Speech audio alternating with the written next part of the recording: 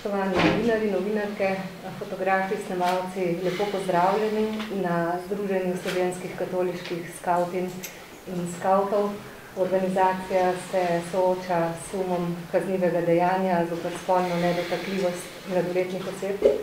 Zato smo danes tukaj, da povemo, kar je v danem trenutku mogoče, zavedajoč se, da je potrebno varovati identiteto mladoletnih oseb in kot to določa zakonodaja in je tudi naša moralna dolžnost.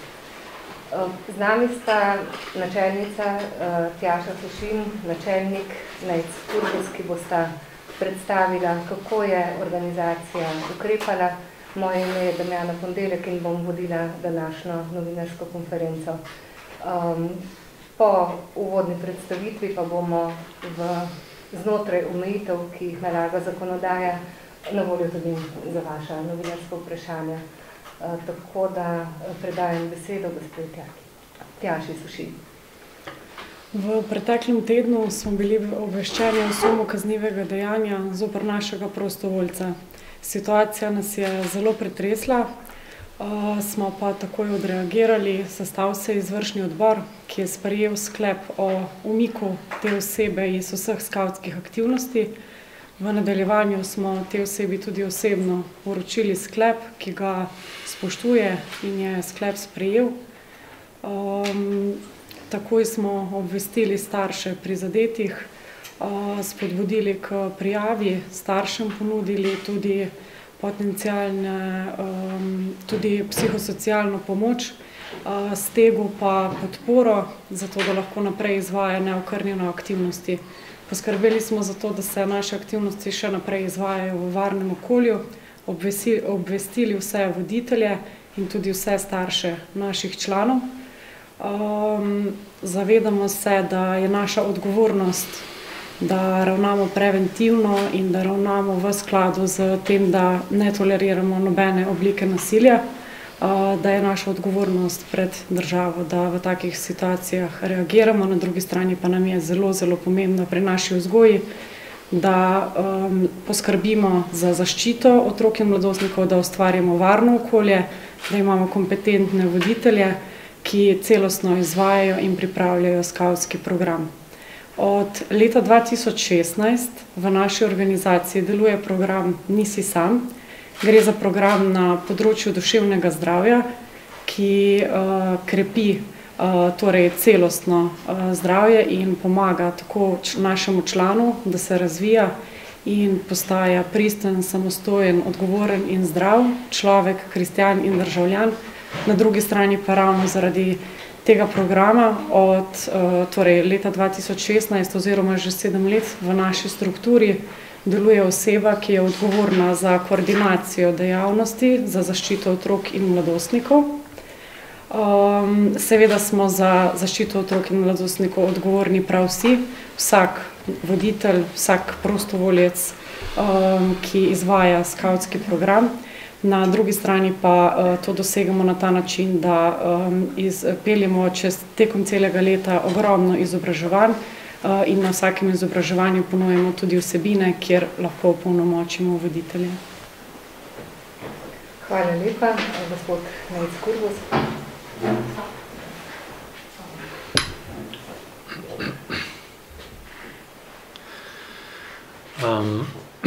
Skavti sodimo med največje mladinske organizacije v naši državi. Zase radi rečemo, da smo velika skavtska družina, kjer prostovoljci, starejši skavti in skavtinje z vzgledom in vzgojo starejšega brata vzgajajo mlajše skavtinje in skavte. Informacija o sumu kaznivega dejanja zoper spolno nedotakljivost mladoletne osebe nas je vse zelo prizadela. Kot vzgojna organizacija, katere začetki segajo v začetek prejšnjega stoletja, se neprestano razvijamo in prilagajamo vsebine. Eno pa ostaja enako in to je to, da nam je varen prostor in zdravo okolje otrok zelo pomembno in da ponujamo tak prostor, da se lahko razvijajo pristne, samostojne, odgovorne in zdrave posameznike. Verjetno se sprašujete, kaj ob tem nisi sam in pa osebi odgovorni za zaščito otrok in mladostnikov, pa skavti sploh še delate za preventivo, za preprečevanje takih situacij. Od 9 vsebin vzgajanja oziroma področji vsebine vzgajanja so kar 4 takšna, ki so direktno povezana s trenutno situacijo. Prvič vzgoja za mir, to je vzgoja za nenasilno komunikacijo, razumevanje drugih. Sovzgoja, to je vzgoja za odnose. Osebnostna rast, torej vzgoja za rast kot oseba, tudi zajema postavljanje meja, jasno postavljanje meja, in pa vzgoja za zdravje. Vzgojo pa pri nas vršijo oziroma izvajajo usposobljeni prostovoljci. Vsako leto izvedemo več kot 20 usposabljanj, na njih usposobimo več kot 400 prostovoljcev.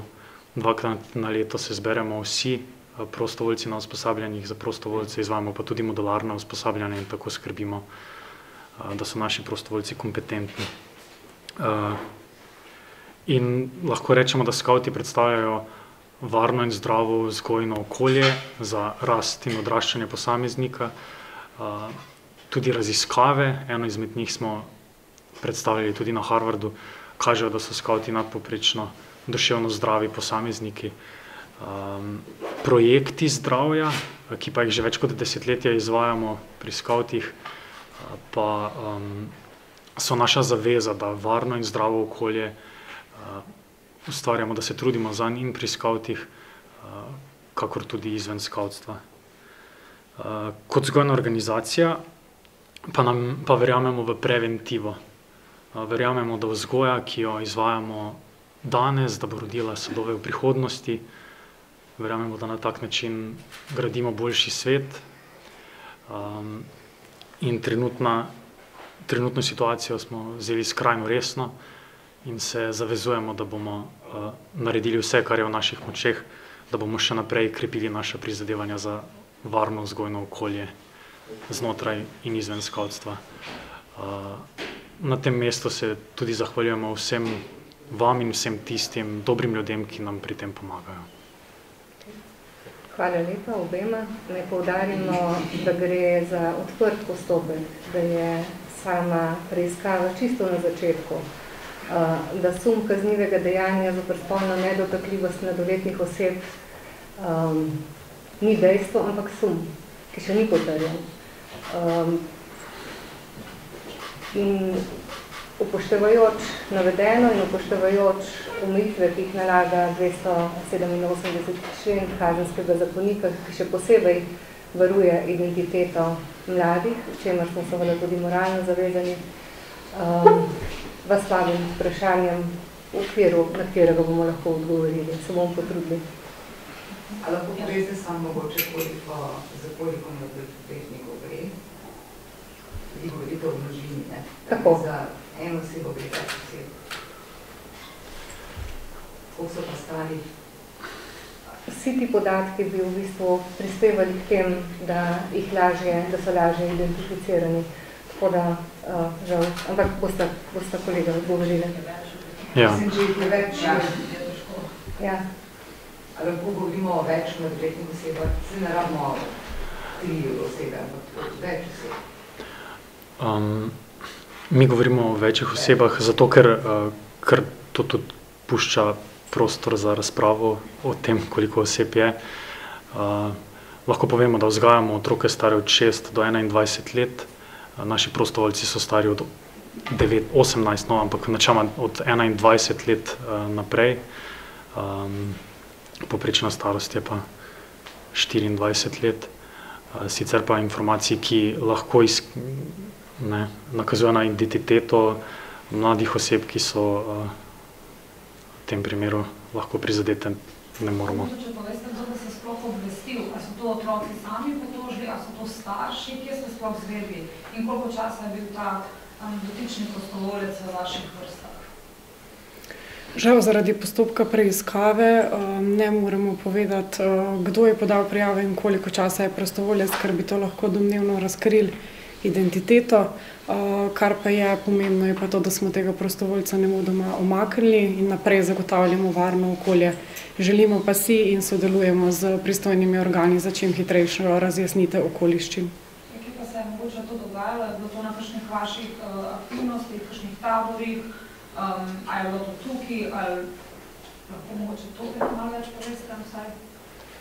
Obveščeni smo bili o sami prijavi, na drugi strani pa nam je pomembno, da torej v polnosti ohranimo identiteto, v kateri nas zavezuje tudi 287. člen Kazenskega zakonika. S tem, ko bi lahko povedali kraj ali karkoli drugega, bi domnevno lahko razkrili tudi torej domnevnega storilca oziroma osumljenca. V kakšnem obdobju pa se je to dogajalo približno? Ali je bilo to v zadnjem mesecu ali v zadnjega pol leta? Žal zaradi tega, ker postopek teče, tudi tega ne moremo povedati, lahko pa se obrnete na generalno policijsko upravo, ki vam bo v svojih pristojnostih in v dometu tega, kar lahko povedala več. No, sem verjetno ta osumljenec bil vsem več let v vaših vrstah, glede na to, da verjetno ne rataš prostovoljec čez noč. Prostovoljec v naši organizaciji ne rataš čez noč.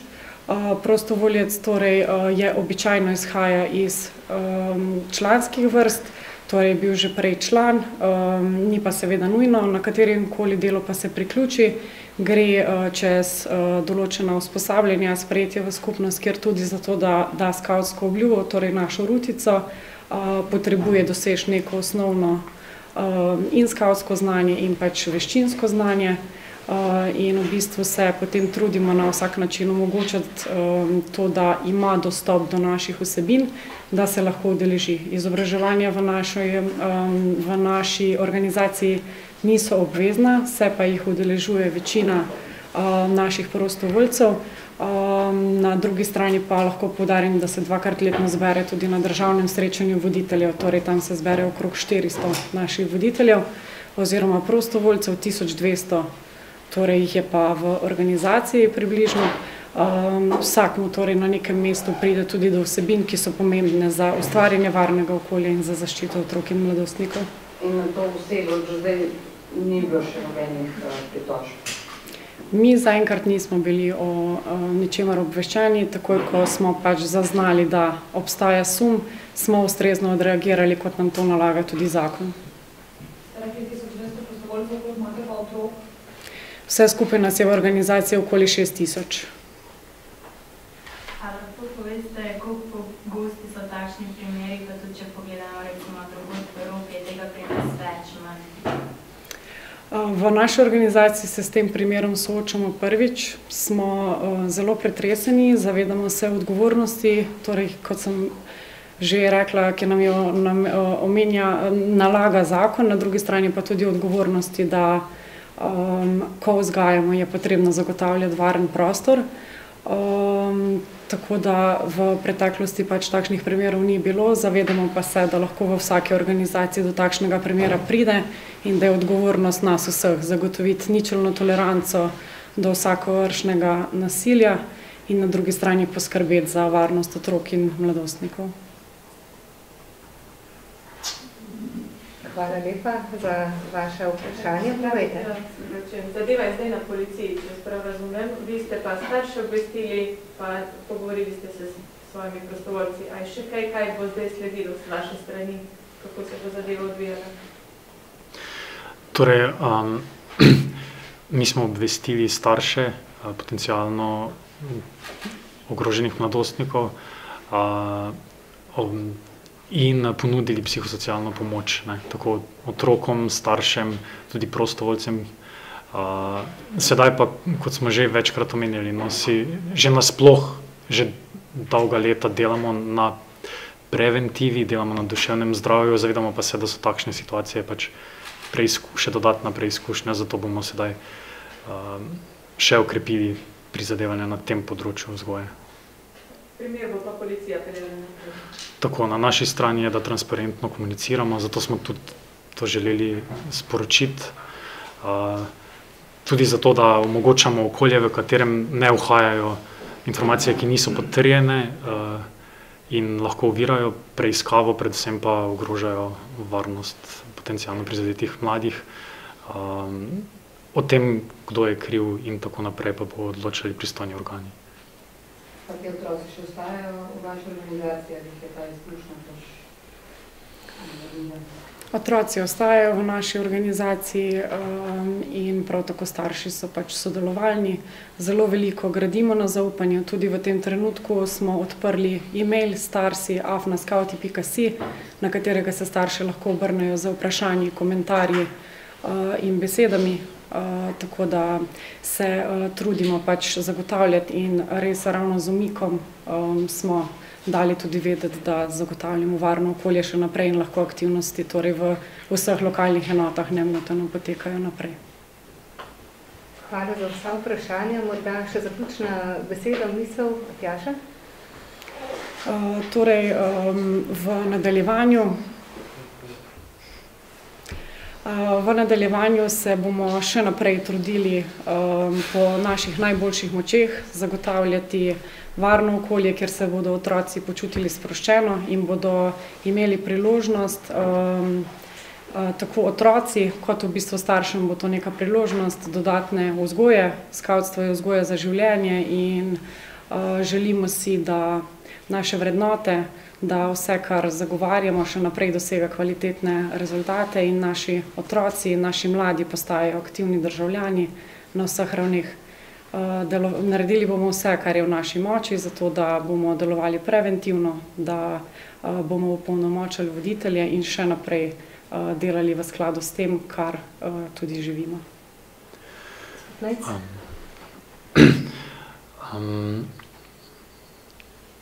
Taka situacija ne izbira, ampak pač pride. Zato smo vam hvaležni, da ste tudi vi prišli danes sem, ker to, da ste tukaj, tudi mediji, pomeni, da vam je mar za varnost otrok. Informacije danes čudno bežijo po družbenih omrežjih in drugje in vi ste tisti, ki nam lahko pomagate povedati, kar je res. Ker pa so pred vrati prazniki in ker smo skavti, tudi vem, da veste, da raznašamo luč miru iz Betlehema. Nas je tudi čisto tako simbolično smo osvetlili temo tam, kjer se je pojavila, takoj, ko smo za njo izvedeli. Vam pa na tem mestu želimo lepe praznike. Upam, da čim manj slabih novic. In vkolikor bi kdo želel, smo tam pripravili par plamenov luči miru iz Betlehema. Vemo, da to ni... Ja, lahko vzamete, upam, da vam kaj polepšajo te praznične dni. Tako da blagoslovljene praznike in hvala. Hvala vsem. Hvala.